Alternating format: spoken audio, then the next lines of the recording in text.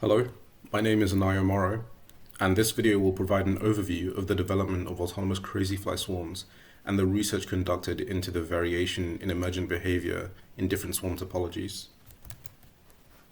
As drone swarm technology advances, the integrated embedded systems responsible for allowing drones to accurately map their environments becomes more sophisticated. This allows drones to collect more detailed information on their environments, in turn allowing more complex decisions to be made. Such embedded systems involves sensors such as accurate rangefinders, proximity sensors, and accurate object detection capabilities.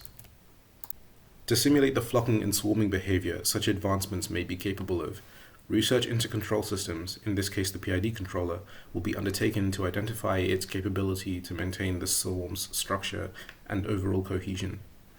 Research into the development of a Crazyflie swarm to model this behavior is explored, whilst a Unity simulation acting as a digital twin to the Crazyflie system will be used to test the emergent capabilities of different swarm topologies. Development of the Crazyflie platform involved utilizing the API that comes in the form of a Linux distribution run using a virtual machine. This offers a suite of IDEs and open source firmware in varying programming languages. The Crazyflie system also utilizes the tracking capabilities of the Vicon system to track the relative positions of Crazyflie drones, which is then fed back to the client for utilization in the PID controllers. To scale the number of Crazyflie drones that can be controlled through one radio, modifications to the radio firmware are required. Each Crazyflie drone has a uniform resource identifier, or URI, identifying the radio they are connected to, the channel they broadcast and receive on, and the frequency. This serves as an address for the radio to broadcast to. Modifications to the radio firmware could allow the Crazyflie to loop through the allocated URIs and iteratively send instructions to each drone. As the data packets received from the Vicon system contain the ID of each drone being tracked, data packets containing positional data can also be linked to the Crazyflie's URI. A GUI was developed for the Crazyflie client using Qt Designer within the Crazyflie API to show how such a system may be operated by the user. It allows the user to edit the KP, KI, and KD values for each PID controller responsible for the Crazyflie's thrust, pitch, yaw, and roll output.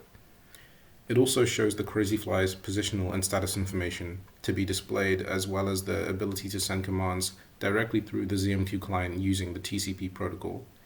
This GUI also functions to connect with the Vicon system using its IP address and port number to stream the tracking data of each drone to be utilized by the API. Now I will describe the Unity simulation that was used to test the emergent behaviors of different swarm topologies. Drag was set to 1 to simulate the real-world equivalent of air resistance, whereas gravity was disabled. This was due to the implemented PID controller only being responsible for adding force in a given direction. The PID controller functions by taking in the positional data of the endpoint and the drone to calculate a distance error. The summation of the proportional integral and derivative of this error can then be used to output a certain amount of force to regulate the drone's speed in the vector or direction of the endpoint. A feedback loop will then return the drone's new positional data for the PID controller to perform the same calculations on the new error, thus beginning the cycle again. The topology of a swarm describes the decision-making process that generates the communication network within the swarm. In other words, depending on how the drones decide to communicate with each other, the emergent behavior will procedurally generate. The Physicomimetic principles being adopted describe the drones being directly affected by the virtual physical forces acting on them. When agents in a swarm are influenced by such a model, they tend to form specific geometric shapes depending on their number.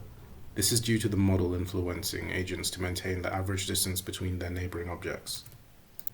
3 topologies differing in communication and decision-making methods were developed and tested. To serve as a visual trajectory, the endpoint moved at a set speed for 10 seconds, whilst the drones in the swarm that had the endpoint within a detection radius attempted to follow by maintaining a desired distance between the minimum and maximum thresholds. These drones effectively served as leaders. Swarm cohesion was then tested, as other drones in the swarm would attempt to follow the emergently allocated leader whilst also maintaining a desired distance between other drones in the swarm. Swarm cohesion would be judged based on whether any drones fragment from the swarm structure.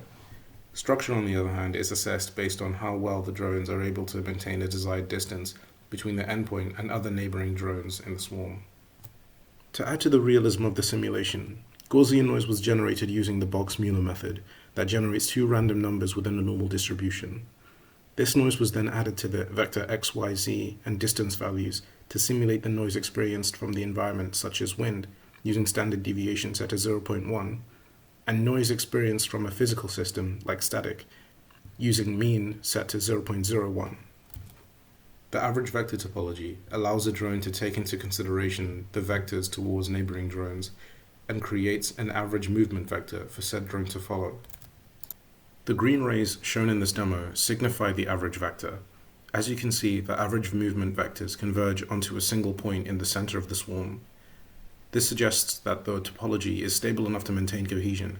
However, the lack of yellow rays between neighboring drones on the endpoint is evidence to the topology's struggle at maintaining the desired distance. Instead, there are more blue rays signifying the drones are too far away from the aforementioned objects, and red lines signifying they are too close. Nevertheless, the swarm topology was able to complete the objective of following the trajectory and settling at the endpoint.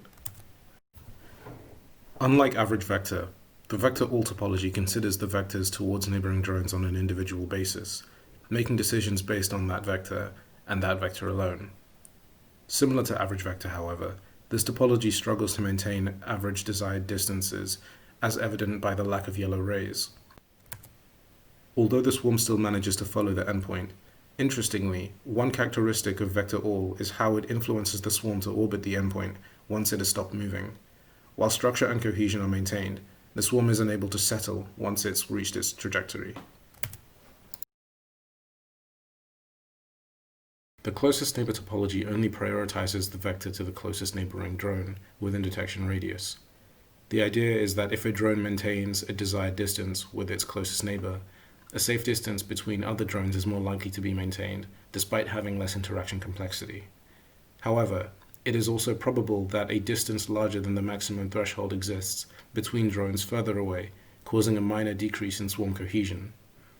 After testing, it was evident that the closest neighbor had the greatest stability out of other topologies, with the least amount of oscillation, as signified by the rays being predominantly yellow, especially after the swarm has settled at the endpoint. This is also seen by how quickly the swarm is able to settle at the endpoint. The swarm interactions were recorded to visualize the percentage of interaction types that took place during the simulation test. Only the vectors the topologies took into consideration were recorded to analyze the quality of interactions. As is evident in the graphed data below, the closest neighbor topology had an overall high percentage of interactions that were within the desired distance between the maximum and minimum thresholds signified by the OK distance data.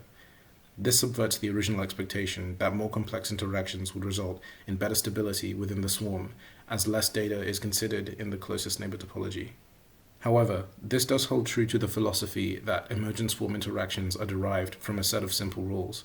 Additionally, whilst the closest neighbor topology may have been capable of less overall swarm cohesion than average vector and vector-all, structure was uncompromised, and it remained the most effective at completing the objective.